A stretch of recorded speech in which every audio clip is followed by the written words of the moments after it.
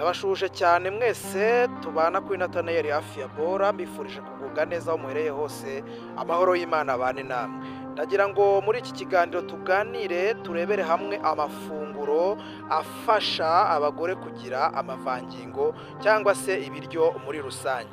Ni ibihe biryo warya kugira ngo wongere amavangingo ugira bityo bitume imibanire yawe n'umugabo irushaho kugenda imera neza. Rero niba warakoze subscribe ndagushimye cyane, kandi wowe utarayikora nawe tukaba tubanye muri iki kiganiro ari ubwa mbere, ukoraho handitse subscribe hanyuma ufungura akazogera mu gihe dushyizeho ibiganiro nawe uzajya ugenda ubibona.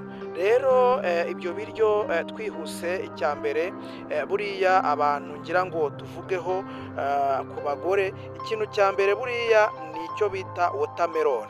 Watermelon ubundi mu busanzwe ikungahaye n'ubundi ku mazi, igizwe n'amazi. Buriya amazi ya watermelon arafasha cyane, afasha gutuma imitsi y'amaraso yoroha, bityo bikarushaho gutuma amaraso atembera neza, bigatuma aboneka cyangwa se bigatuma habona ubushyuhe, hanyuma ububobere bukaboneka, bityo umugore akaba yagira icyo bita amavangingo. Watermelon rero ikaba nziza cyane ku bagore, ni byiza ko mutangira kujya muyikoresha.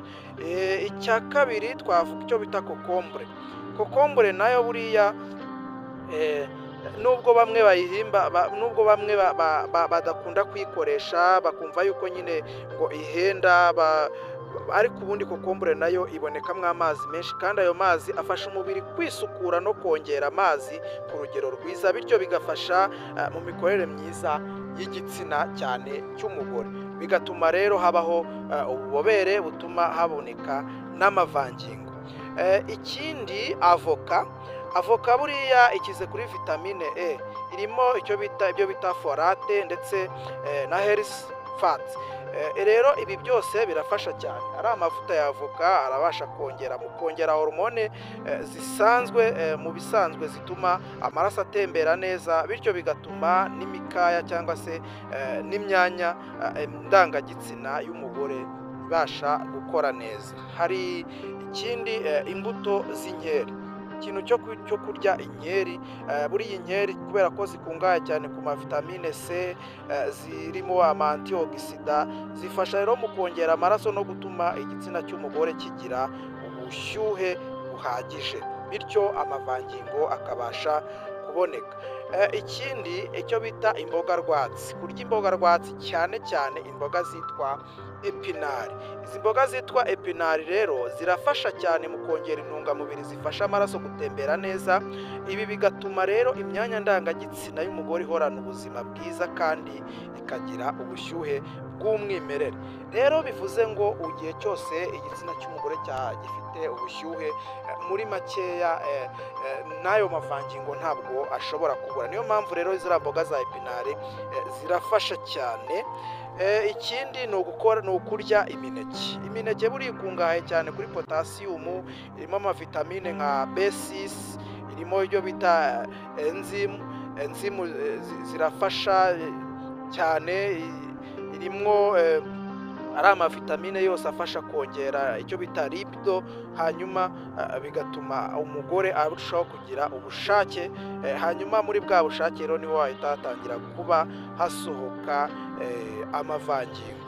Rero ibyo byose birafasha cyane mu kuba umugore yabikoresha, amavangingo akagenda arushaho kwiyongera. Ikindi ni ugukoresha icyo bita tangawizi n'ubuki. Mu biganiro twagiye dukora bitambutse, hari ikiganiro twakoze kivuga kuri tangawizi n'ubuki bivanze biri kumwe, kugira ngo ngenda niba byaragucitse nawe wakongera ukaza kureba icyo kiganiro. Twavuze yuko ibi byombi rero bifite tangawizi n'ubuki byifitemo ubushobozi bukomeye cyane bwo kuba bwakongera ubushyuhe bw'umubiri, ndetse naho ubuki buriya nabwo ubwabwo bukaba bwongera za mbaraga z'umubiri. Ibi bigatuma rero umugore yiyumvamo ubushake bwo gukora imibonano mpuzabitsina, bikaba byatuma haboneka n'amavangingo kandi akagenda arushaho kwiyongera. Hari n'ibindi byinshi bibonekamo nka soya, kunywa igikoma kirimo isoya, gukora siporo, ibintu nk'ibyo ngibyo byose bigenda bifasha bigatuma umugore agenda arushaho kugira amavangingo cyangwa se amavangingo umugabo akagenda ayabona. Ikindi buriya inama abantu bagerageza, abagore bagomba kugerageza kubahiriza ni ukwirinda siterese, hanyuma igihe cyose bagiye gukora imibonano mpuzabitsina amavangingo azajya agenda kandi aboneka. Dusoza rero, umugore kugira ngo ugire amavangingo menshi, kimwe mu bituma ubuzima bw'imyororokere bugenda neza ni ukurya rero indyo yuzuye kandi irimo ibyavuzwe haruguru, kunywa amazi menshi ntubyibagirwe, kandi ukagira isuku by'umwihariko y'imyanya ndangagitsina. Rero wowe twabanye ndagushimiye kuba twabanye muri iyi video, wayikunze kora like, ushobora no kuyisangiza inshuti zawe, twandikire muri komenti utubwire icyifuzo, igitekerezo cyangwa inyunganizi, twandikira muri komenti kuri Nathanael Afia Bora, hanyuma kugira ngo tujye tubana no mu bindi biganiro bigenda bikurikiraho. Murakoze cyane.